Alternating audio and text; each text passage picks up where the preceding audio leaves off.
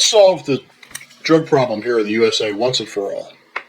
I have a radical solution to solving it, but it will work. So stick with me, please, and let me know what you think. Many of us might remember back in the 1980s when Nancy Reagan told us to just say no to drugs. Well, here we are 45 years later. Did that work? We all know it didn't. In spite of billions of dollars poured into these programs, slogans, and so-called war on drugs, the problem's worse than ever. It's likely to get worse. Over 100,000 Americans die each year from overdoses. But the most astounding thing is 30 million Americans struggle with drug addiction. That's nearly 1 in 12. 1 in 12 Americans. And there are ripple effects from gang violence, prostitution, hollowed out ghettos in our cities. But to me, it's the human suffering. It's the agony. I'll bet every one of you have seen families destroyed. And how about our innocent children whose lives have been ruined? These are our kids. It's shameful that in the USA we haven't been able to solve this problem. And to me, well, it's painful to even think about it. Einstein said, the definition of insanity is doing the same thing over and over again and expecting different results. Well, that's exactly what we've been doing for decades. We've tried the same old slogans, the criminalization, the half-hearted prevention campaigns. The result? Our prisons are full, our court dockets are clogged, and our police forces, law enforcement, are stretched thin. And the streets are no safer. And worse, our kids are still being poisoned. So I'm offering a radical 3-part solution that's never been tried before. And I believe it's guaranteed to solve the problems once and for all. Let me explain. Stick with me. And let's put this in perspective. Between federal, state, and local governments, we spend hundreds of billions of dollars a year on police, courts, corrections facilities, and so on. A massive share of that workload is tied directly to drugs. And if you could magically pull drugs out of our national history, in other words, imagine that they've never been there, I believe our prison populations would be 1/3 of what they are today. There are people who say that at least 60% or maybe 2/3 of prison populations are related to, have some connection to the drug problem. That's not difficult for me to grasp. We don't just lock up people for possession or trafficking. We also deal with the crimes that flow downstream. Robberies to pay for that heroin fix, murders tied to turf wars, prostitution driven by addiction, gangs that thrive on the drug trade.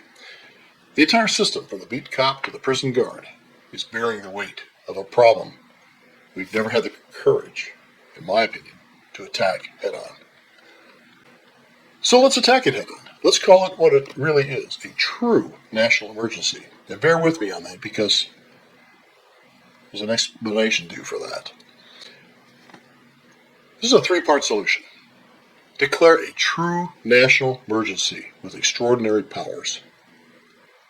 2, treat drug addiction for what it is, a healthcare issue requiring treatment and rehabilitation for every addict. Make it mandatory. And 3, perhaps most important, a zero tolerance, an uncompromising approach toward criminals who profit off our misery and reap huge rewards while destroying our lives. The key is declaring a national emergency. A national emergency unlike any seen before, except perhaps like those declared in World War II or even during the Civil War, when President Lincoln suspended habeas corpus and stretched presidential authority to save the Union, to save the USA. The use of emergency powers in the Civil War is one of the most dramatic examples of a president stretching constitutional authority in the name of national survival. And I know the civil libertarians out there, and I'm one of them, won't like this. But Lincoln allowed military tribunals for civilians, shut down newspapers sympathetic to the Confederacy, and expanded the Army before Congress even approved it. He knew he pushed constitutional limits, but he also knew the alternative was unacceptable. Fast forward a bit to 1941, Before Pearl Harbor, Franklin Roosevelt declared an unlimited national emergency. Those declarations gave him the authority to mobilize industry and prepare America for war. And by the time Pearl Harbor happened, Detroit was already shifting from making Buicks to making bombers. It was extraordinary government action for extraordinary times. But look at today. The USA technically has more than 40 national emergencies on the books. Most of them are obscure sanctions programs against far-off countries. And it's laughable to use that phrase, national emergency. If anything's an emergency, if everything's an emergency, then nothing is. But the drug crisis, that's a true national emergency that can be solved. More than 100,000 dead each year, families torn apart, children poisoned, neighborhoods destroyed. If survival demanded Lincoln stretch constitutional authority and FDR to mobilize the economy, then survival today demands that we do the same to defeat the drug problem. Now, second, let's treat drug addiction as a healthcare issue. Now, here's where the radical solution starts to look a little bit different. We must stop treating addiction primarily as a crime and start treating it for what it really is, a disease. Now, before I get a lot of feedback on this, I don't think anyone really ever woke up in the morning and said they wanted to become an addict. It's a disease.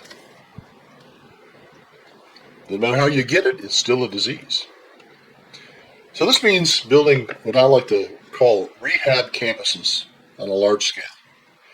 Not boutique programs that serve a lucky few who manage to get in or serve wealthy families who can afford it, but fairly massive facilities throughout the USA where tens of thousands of people could get real treatment. Detox, medication-assisted therapy, counseling, job training, and transitional housing, all basically under one roof throughout the country. And it's mandatory. If you get arrested and you're a drug addict, you go there. But you're not treated like an inmate. You're treated like a patient. Think World War II mobilization. Build these campuses on federal land or retrofitted military bases or even on urban brownfields. That's probably the best solution. I was in Detroit recently, and I saw what seemed like whole square miles of land with few, if any, homes. And many big cities have these kind of areas that could easily be repurposed. Each campus becomes a miniature city of recovery. And when America and Americans see them filling up with people who used to be on the streets, people who are now being treated instead of jailed, that's when we start to believe we can win. And don't worry about the cost, because when this program works, the savings will be enormous. Billions saved on prisons, law enforcement costs, clogged up courts, lost productivity, crime in your neighborhood. This isn't just another expense. It's an investment that pays for itself.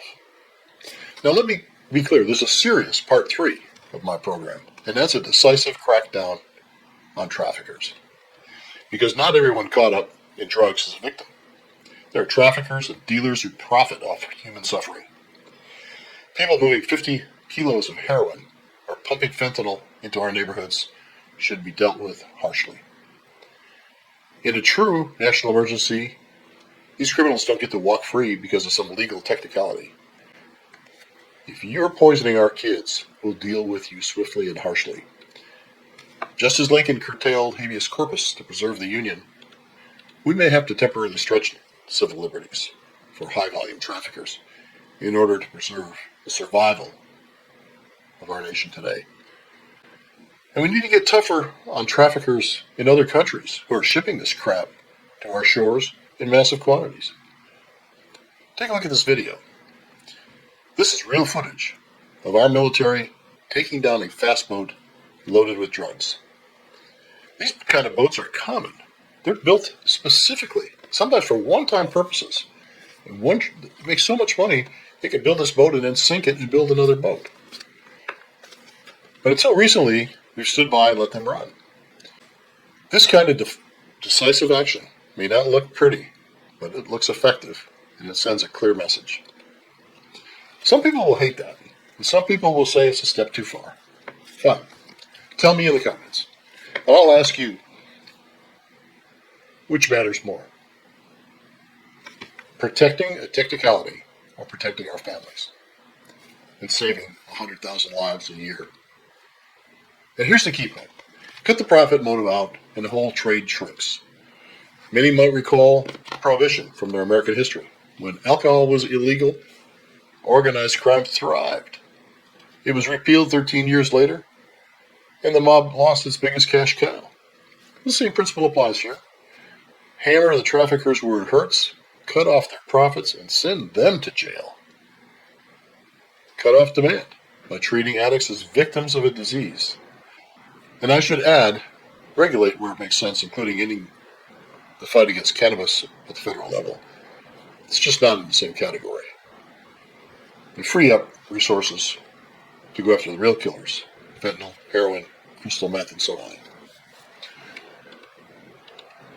So here's the radical solution.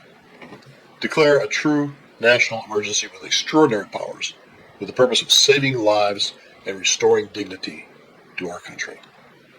Treat addiction as a healthcare crisis, not a criminal one. And take decisive action against traffickers who profit from death, even if that means curtailing some abuses of civil rights. Think about that for a minute. Some civil rights are abused. If we find 50 kilos of kid-killing heroin in the trunk of your car, you're going to jail for a long time. At least until the crisis is over. And we're not going to let some hotshot lawyer get you off on a technicality. Hey, maybe we might even consider sentencing to sound something like this. You're sentenced until the federal government declares the drug problem is reasonably resolved. Think about that. No, 5 to 10, 10 to 25, whatever, until the problem's solved. Well, my proposal makes some people angry. You bet it will. Is it controversial? Absolutely. But sometimes the only way forward is to break out of the failed playbook we've been stuck in for decades. Now, we can do this. We must do this. And if we have the guts to treat drugs as a true national emergency, as it is, we will do this. Comments? I love to hear them. Got something to add? Got a better idea? Let me know. See you next time on Ed Talk Today.